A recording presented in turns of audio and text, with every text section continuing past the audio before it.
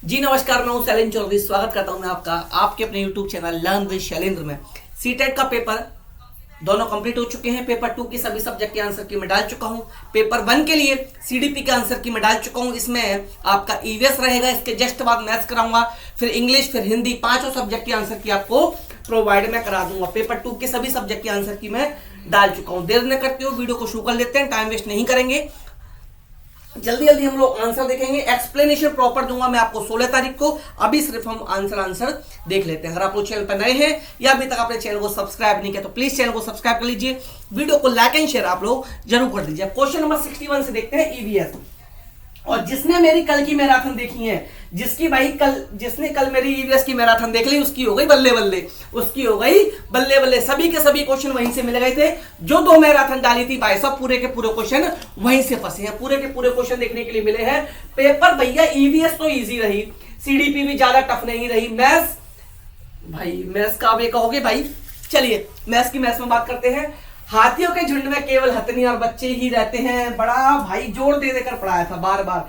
हाथी हो, मैंने कहा था हाथी, बाघ और स्लॉथ में से एक क्वेश्चन आएगा, हाथी आ गया। ठीक है, हाथियों के झुंड में केवल हथनियां और बच्चे रहते हैं, बिल्कुल ठीक है। हाथी 14-15 साल की उम्र में झुंड छोड़ देते हैं और अकेले रहते हैं, बिल्कुल ठीक है। तो यहां पर क्या है, दोनों अभिकथन और कारण सही है एवं कारण अभिकथन की सही व्याख्या करता है। क्वेश्चन 61 का ऑप्शन नंबर 3 करेक्ट आंसर हमारा यहां पर बन जाएगा। अब आते हैं क्वेश्चन नंबर 62 पर।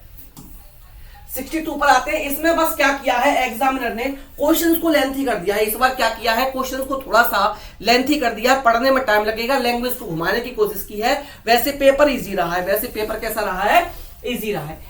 एनसीईआरटी की पर्यावरण अध्ययन की पाठ्य पुस्तक के अध्याय 4 खाएं आम 12 महीने में आम पापड़ बनाने की कहानी है, ताकि न सिर्फ प्रक्रिया और तकनीकी को बच्चे समझे बल्कि पकाने और संरक्षण के कौशल को भी सहार सके। राष्ट्रीय पाठ्यचर्या रूपरेखा 2005, मैंने बोला था एनसीएफ से क्वेश्चन आएगा। एनसीएफ 2005 के अनुसार इस पाठ के माध्यम से ईवीएस पढ़ाने का कौन सा सामान्य उद्देश्य प्राप्त किया जा रहा है? कौन सा किया जा रहा है भाई? ऑप्शन नंबर 2 करेक्ट हो जाएगा। प्राकृतिक परिवेश से किस प्रकार से विभिन्न वस्तुएं बनाई जा सकती हैं, उसकी चर्चा करना। यहां पर क्वेश्चन नंबर 62 के लिए ऑप्शन 2 करेक्ट आंसर बन जाएगा। अगला है क्वेश्चन नंबर 63। 63 पर चलते हैं। क्वेश्चन नंबर 63 पर चलते हैं भाई। मोहन कक्षा 5 का एक पर्यावरण अध्ययन का शिक्षक है। वह अपनी कक्षा में निम्नलिखित गतिविधियां श्यामपट्ट पर लिखता है। अपने माता पिता और दादा दादी के समय पानी की उपलब्धता के बारे में पता करें और उसकी वर्तमान स्थिति से तुलना करें। उपरोक्त गतिविधि के लिए निम्नलिखित में से कौन सी सबसे उपयुक्त रणनीति होगी? कौन सी सबसे उपयुक्त रणनीति होगी? Question number 63। इसके अकॉर्डिंग जो राइट आंसर बनेगा डिस्कशन, यानी कि चर्चा करना। ऑप्शन नंबर 3 जो है करेक्ट आंसर यहां पर बन जाएगा। अब आ जाओ क्वेश्चन नंबर 64 पर। 64वें नंबर के प्रश्न पर आ जाओ। अर्चना कक्षा 4 की पर्यावरण अध्ययन की शिक्षिका है। वह अपनी कक्षा में बच्चों के 2 समूह बनाती है और विद्यालय में यूनिफॉर्म होनी चाहिए या नहीं, इस विषय पर वाद विवाद गतिविधि कराती है। अर्चना ने अपनी कक्षा में वाद विवाद क्यों कराया? निम्नलिखित में से कौन सा सबसे उपयुक्त कारण नहीं हो सकता? जो नहीं हो सकता आपको वो बताना है, कौन सा सबसे उपयुक्त कारण नहीं हो सकता। तो ऑप्शन ए, वाद विवाद से बच्चों को किसी बात के विभिन्न पहलुओं के बारे में सोचने और समझने का मौका मिलता है, बिल्कुल ठीक है। कक्षा में बच्चों को अपनी राय रखने के लिए प्रोत्साहन मिलता है, ठीक है। कक्षा में बच्चों को अपने अनुभव साझा करने के अवसर प्राप्त होता है, ये भी ठीक है। वाद विवाद से बच्चे अपने साथियों को ज्ञान आकलन कर लेते हैं। तो जो गलत है, बी और डी गलत है और गलत ही यहां पर पूछा है, तो ऑप्शन 2 जो है यहां पर करेक्ट हो जाएगा। Option 2 B and D option जो है ये यहां पर आपके गलत ऑप्शन हो जाएंगे। अगला क्वेश्चन है क्वेश्चन नंबर 65। 65वें क्वेश्चन पर आ जाओ। 65वें क्वेश्चन पर आते हैं कि बच्चा विभिन्न कुशल कार्यों जैसे खेती और दैनिक जीवन में उनकी विरासत बुजुर्गों से वर्णन करता है। उपरोक्त कथन है। उपरोक्त कथन कैसा है भाई, आपको बताना है। यहाँ पर सीखने के सूचक है, सीखने के उद्देश्य है, दक्षता कथन है या सीखने के प्रतिफल है। तो ये क्या है भाई, ये क्या है, लर्निंग इंडिकेटर्स है। लर्निंग इंडिकेटर्स यानी कि ऑप्शन नंबर 1 सीखने के सूचक यहाँ पर करेक्ट आंसर आप लोगों का बन जाएगा। अब आते हैं क्वेश्चन नंबर 66 पर। 66वें नंबर के क्वेश्चन पर आ जाते हैं।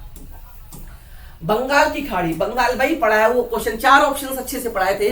बंगाल की खाड़ी, बंगाल की खाड़ी समुद्र तट वाला राज्य केंद्र शासित प्रदेश निम्न में से कौन सा है? आंध्र प्रदेश। आंध्र प्रदेश। तीन भाई सभी ऑप्शंस बता रखे थे। 67वें नंबर के क्वेश्चन आते हैं, क्वेश्चन नंबर 67। एनसीईआरटी में पर्यावरण अध्ययन की 5वीं कक्षा की पाठ्य पुस्तक पाठ 13 गौरव जानी की अद्भुत यात्रा का वर्णन करती है। यह पाठ निम्नलिखित में से किस थीम का हिस्सा है? आपसी संबंध, परिवार एवं मित्र, काम और खेल और आवास। देखिए इसका 99% जो आंसर होगा परिवार एवं मित्र होगा। परिवार एवं मित्र 99% आंसर होगा। एग्जामिनर 1% इसको मान सकता है, बट परिवार एवं मित्र यही थीम है, क्योंकि थीम पूछी है, इसलिए ऑप्शन नंबर 3 के साथ मैं यहां पर जाऊंगा। ऑप्शन नंबर 3 के साथ इसलिए मैं यहां पर जाना चाहूंगा। अब आते हैं हम लोग अगले क्वेश्चन पर, क्वेश्चन नंबर 68। अब आएंगे हम लोग क्वेश्चन नंबर, अच्छे तो हो गया, क्वेश्चन नंबर 68 पर आते हैं। क्वेश्चन नंबर 68 पर हम लोग चलते हैं। क्वेश्चन नंबर 68 पर चलते हैं कि पर्यावरण अध्ययन की एक रचनावादी कक्षा में निम्नलिखित में से कौन सी क्रिया नहीं होती दिखाई देती? कौन सी क्रिया नहीं होती दिखाई देती? बच्चे सिर्फ जाने पहचाने सवाल हल कर रहे हैं। ऑप्शन बी, बच्चे अवधारणाओं के बीच नई नई कड़ियों दौड़ने का अनुभव प्रयोग कर रहे हैं। ये तो होता है भाई। बच्चे ठोस वस्तुओं पर क्रिया करके सीख रहे हैं, ये भी हो सकता है। बच्चों के अनुभव को सम्मान दिया जाए, ये भी ठीक है। तो ऑप्शन 1 जो है यही करेक्ट आंसर बन जाएगा। क्वेश्चन 68 का ऑप्शन 1 जो है ये यहां पर करेक्ट आंसर बन जाएगा। अब आते हैं क्वेश्चन नंबर 69 पर। क्वेश्चन नंबर 69 पर आते हैं। क्वेश्चन नंबर 69, चलिए 69 नंबर का क्वेश्चन है, सिद्धि कक्षा 4 की शिक्षिका है। वह अपनी कक्षा के बच्चों को एनसीईआरटी के पर्यावरण अध्ययन की पाठ्य पुस्तक का पाठ हुतुतुतु ये पढ़ाया था मैंने, ये भी कल मैंने पढ़ाया था। कल मैंने सब कुछ पढ़ाया था एनसीईआरटी की, जब मैंने मैराथन दी थी एक एक चीज पढ़ाई हुई आई है। बट इस बार थोड़ा सा क्या मुझे लग रहा है कि एग्जामिनर ने थोड़ा सा लैंग्वेज को चेंज किया है, थोड़ा सा लैंग्वेज बड़ी कर दी है, थोड़ा सा लैंग्वेज को बड़ा किया है। बाकी का कुछ भी यहाँ पर चेंज एग्जामिनर ने नहीं किया है। क्वेश्चन नंबर 69 पर चल रहे हैं। पढ़ाने के लिए सभी बच्चों को खेल के मैदान ले जाकर कबड्डी खेल खिलाती है। खेल खेलने से पहले वो सभी बच्चों को इस खेल के नियम भी बताती है। शिक्षिका इस खेल के खेलने से पहले बच्चों को नियम क्यों बताती है? निम्न में से कौन सा सबसे उपयुक्त कारण होगा? कौन सा सबसे उपयुक्त कारण होगा भाई? तो यहाँ पर वह बच्चों का ध्यान इस ओर खींचना चाहते, खेल से तीसरा जीवन नियम बनाए जाते, बिल्कुल ठीक है, ताकि सभी कार्य सही ढंग से किए जाए। हम सभी समाज के इस प्रकार नियमों से बंधे हैं। नियम बनाने से सभी बच्चों का ध्यान खेल की अपेक्षा नियम पर बहुत अधिक रहता है। तो यहाँ पर अगर हम बात करें क्वेश्चन नंबर 69 की, तो यहाँ पर ऑप्शन 2 जो है ये मुझे ठीक लग रहा है। ऑप्शन 2 जो है ये मुझे यहाँ पर ठीक लग रहा है, मैं इसके साथ जाना चाहूंगा। अब आते हैं क्वेश्चन नंबर 70। क्वेश्चन नंबर 70 की तरफ चलेंगे। क्वेश्चन नंबर 70 है, निम्नलिखित कथनों को पढ़िए एवं सही विकल्प चुनिए। ये पढ़ना है और सही विकल्प चुनना है। क्वेश्चन नंबर 70 पर आ चुके हैं। 70 क्वेश्चन है कि जैव मात्रा एवं जीवाश्म ईंधन दोनों ऊर्जा के परंपरागत स्रोत हैं। तो बिल्कुल ठीक है, ये पारंपरिक स्रोत वे है जिनका स्वभाव नवीनीकरणीय होता है, ये गलत है। तो ए सही है, आर गलत है। ए सही है, आर गलत है। क्वेश्चन नंबर 70 का एक ऑप्शन सही हो जाएगा। क्वेश्चन नंबर 71, क्वेश्चन है आपका 71 नंबर के क्वेश्चन पर आते हैं कि ए और बी पर विचार करें। सन 1969 में नील आर्मस्ट्रांग चांद पर उतरने वाले सबसे पहले व्यक्ति थे। बिल्कुल ठीक है, ये क्या है? बिल्कुल ठीक ऑप्शन है हमारा क्वेश्चन नंबर 71, ठीक है ये 70। और कथन बी, सन 2007 में कल्पना चावला अंतरिक्ष में सबसे पहले लंबे समय तक पहली महिला थी, ये गलत हो गया। तो ए सही है, आर गलत है। और क्वेश्चन नंबर 71 का ऑप्शन नंबर 1 जो है हमारा यहाँ पर करेक्ट आंसर बनेगा। ऑप्शन नंबर 1 करेक्ट आंसर यहाँ पर हमारा बन जाएगा। अब आते हैं हम लोग अगले क्वेश्चन पर। अगला क्वेश्चन हमारा क्वेश्चन नंबर 72 पर आते हैं भाई। क्वेश्चन नंबर 72 पर आ जाते हैं। क्वेश्चन नंबर 72 है, ऐसा पाया गया कि बच्चों के सीखने और प्रगति का अवलोकन करते समय कुछ गलतियां हो जाती हैं। यह गलतियां हमारे पूर्वाग्रहों का परिणाम हो सकती हैं। निम्नलिखित में से कौन सी सूचनाएं पूर्वाग्रह के रूप में दर्ज नहीं होनी चाहिए? कौन सी दर्ज नहीं होनी चाहिए भाई? तो ऑप्शन 3 जो है, किसी एक विषय और उसके किसी एक क्षेत्र की परीक्षा से जुड़े पूर्व परिणाम। क्वेश्चन नंबर 72 के लिए ऑप्शन 3 यहाँ पर करेक्ट आंसर बन जाएगा। अब है आपका अगला क्वेश्चन, क्वेश्चन नंबर 73। 73वें नंबर का क्वेश्चन भी अभिकथन और कारण से पूछा है। किससे है? अभिकथन और कारण से पूछा गया। क्वेश्चन नंबर 73, जिन बकरियों के बालों से मुलायम पश्मीना शॉल बनाई जाती है वे लगभग 5000 ऊंचाई पर रहते हैं। बिल्कुल सही ऑप्शन है भाई, बिल्कुल सही ऑप्शन है। इतनी सर्दी से बचने के लिए बकरियों के शरीर पर, ये भाई मुझे वर्ड दिखाई नहीं दे रहा, ये वर्ड जो है ये मुझे दिखाई नहीं दे रहा है। क्वेश्चन नंबर 73 ये वर्ड दिखाई नहीं दे रहा। यहाँ पर क्या है? दोनों सही है और आर ए की व्याख्या करता है, दोनों सही है। ये वर्ड मुझे एग्जैक्ट समझ में नहीं आ रहा। क्वेश्चन नंबर 74, ये भी मैंने कल पढ़ाया था, ये भी पढ़ाया था, ज्यादातर सभी पढ़े हुए क्वेश्चन आए। एनीमिया वाला भी कल क्वेश्चन पढ़ाया था, एनीमिया भी कल ही आप लोगों को मैंने पढ़ाया था। क्वेश्चन नंबर 74, क्वेश्चन नंबर 74 पर आ जाओ। 74, एनीमिया के कारण बच्चे ठीक से बढ़ नहीं पाते और उनमें फुर्ती भी कम रहती है, बिल्कुल ठीक है। एनीमिया बच्चों की शारीरिक दिमागी तंदुरुस्ती पर असर करता है, ये भी ठीक है, ये कल पढ़ाया था। कल की मैराथन जिसने देखी है, कल भी यही क्वेश्चन मैंने आप लोगों को पढ़ाया था, तो ये भी हमारा यहां पर क्या हो जाएगा, दोनों सही है, एक और दोनों सही है, तो ऑप्शन थर्ड करेक्ट हो जाएगा। क्वेश्चन 71, निम्नलिखित में सही मिलान कीजिए। लावड़ी कहाँ का है भाई, महाराष्ट्र का है। कथक कहाँ का है भाई, बता चुका हूं। उत्तर भारतनाट्यम कहाँ का है भाई, तमिलनाडु का है। बिहू कहाँ का है, असम का। तो 3 रॉन्ग थे, ये तीनों गलत थे, सिर्फ एक सही था, ऑप्शन नंबर 4 बिहू असम का है, और सही पूछा था, तो ऑप्शन 4 करेक्ट आंसर हमारा बन जाएगा, ऑप्शन 4 करेक्ट बनेगा। नेक्स्ट आ जाओ क्वेश्चन नंबर 76 पे, ये भी कल पढ़ाया था, ये भी कल ही पढ़ाया था। ऐसा कोई भी क्वेश्चन नहीं छोड़ा जो कल की मैराथन से नहीं आया हो, जो कल की मैराथन से नहीं आया हो, एनसीईआरटी से पूछा, एक एक क्वेश्चन पढ़ाया था। गाय के आगे के दांत छोटे तथा पीछे के दांत चपटे और बड़े होते हैं, ऐसा क्यों होता है, ऐसा क्यों होता है। क्वेश्चन नंबर 76, ऐसा क्यों होता है, क्योंकि आगे के दांत जो होते हैं इसके घास काटने तथा पीछे के दांत जो होते हैं घास चबाने के लिए होते हैं, इसलिए क्वेश्चन नंबर 76 का ऑप्शन नंबर 3 जो है यहां पर करेक्ट आंसर आप लोगों को बनेगा। 76 का ऑप्शन नंबर 3 सही ऑप्शन हमारा बन जाएगा। अब आते हैं क्वेश्चन नंबर 77 पर, 77वें नंबर के क्वेश्चन पर आते हैं। क्वेश्चन नंबर 77 कहां आ चुके हैं हम लोग, क्वेश्चन नंबर 77 पर अब आ चुके हैं। क्वेश्चन नंबर 77 पर हम लोग यहां पर आ चुके हैं। क्या कारण है कि पर्यावरण अध्ययन की पाठ्य पुस्तकों में किस्से और कहानियों को महत्वपूर्ण स्थान दिया गया है। निम्नलिखित में से कौन सा सबसे उपयुक्त कारण हो सकता है, कौन सा सबसे उपयुक्त कारण हो सकता है। यहां पर भाई प्राथमिक स्तर पर पर्यावरण अध्ययन के शिक्षक किस्से और कहानियों को रुचि लेकर सुनाते हैं, इसलिए इनको महत्वपूर्ण स्थान दिया गया है। ठीक है भाई, देखते हैं। बच्चों का पर्यावरण में संबंधित मुद्दों के प्रति संवेदनशीलता विकसित करने के लिए अक्सर किस्से और कहानियों का इस्तेमाल महत्वपूर्ण माना गया है, क्योंकि बच्चे कहानी के पात्रों से अपने आप को आसानी से जोड़ लेते हैं, इसलिए इनको पाठ्य पुस्तकों में महत्वपूर्ण स्थान दिया गया है। तो ये ऑप्शन बिल्कुल ठीक है। किस्से और कहानियां समाज को पसंद है, इसलिए इनको पर्यावरण की पाठ्य पुस्तकों में महत्वपूर्ण स्थान दिया गया है, ये ऑप्शन बिल्कुल ठीक है। तो सी और डी सही है, इट मींस ऑप्शन नंबर 1 जो है करेक्ट हो जाएगा। इट मींस ऑप्शन नंबर 1 जो है यहां पर हमारा करेक्ट आंसर बन जाएगा। अब आते हैं हम अपने अगले प्रश्न पर, क्वेश्चन नंबर 18 पर। क्वेश्चन नंबर 78 पर आते हैं। क्वेश्चन नंबर 78 पर आते हैं। अभिकथन और कारण से पूछा गया क्वेश्चन, क्वेश्चन नंबर 78वां, अभिकथन और कारण से। एनसीईआरटी के पर्यावरण अध्ययन के पाठ्य पुस्तक के पाठों में आम जिंदगी की वास्तविक घटनाओं, रोजमर्रा की समस्याओं और आज से जुड़ी कुछ ज्वलंत समस्याओं को रखा गया है, बिल्कुल ठीक बात है। इन सभी समस्याओं पर बच्चे खुलकर बहस कर सके, समस्याओं से अवगत हों, उनके प्रति संवेदनशील बने और सही समझ बना सके, ये भी ठीक है।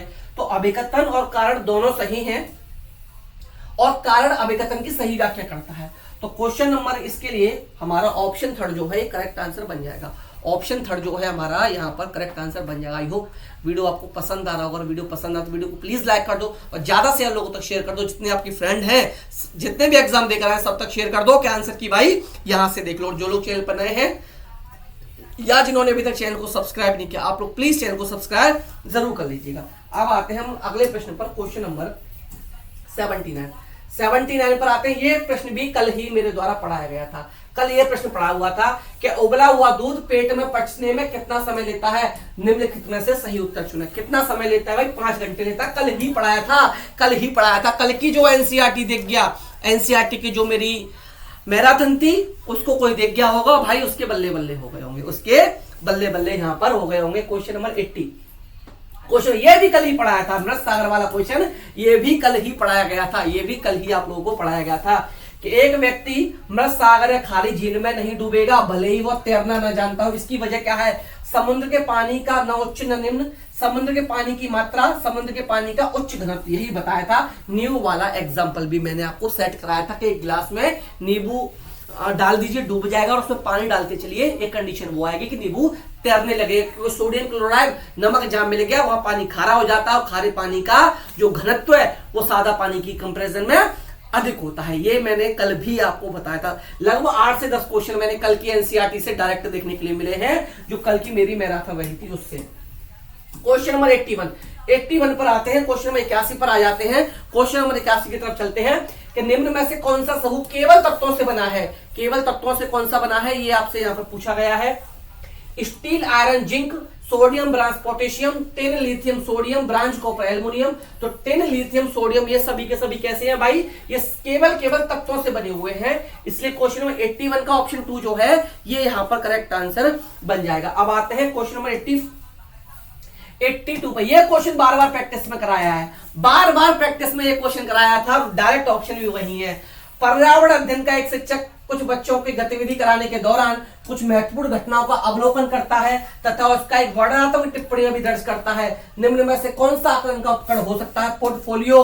पोर्टफोलियो बार बार रटाया था, पोर्टफोलियो महाराणा और पोर्टफोलियो आ गया। 83 रात में ही पढ़ाया था भाई, ये क्वेश्चन भी रात में ही पढ़ाया था। दो भारतीय पक्षी वृत्त झाड़ी की डाली पर अपना लटकता घोंसला बनाते हैं। दो भारतीय पक्षी हैं, कलचिड़ी और वीवर पक्षी।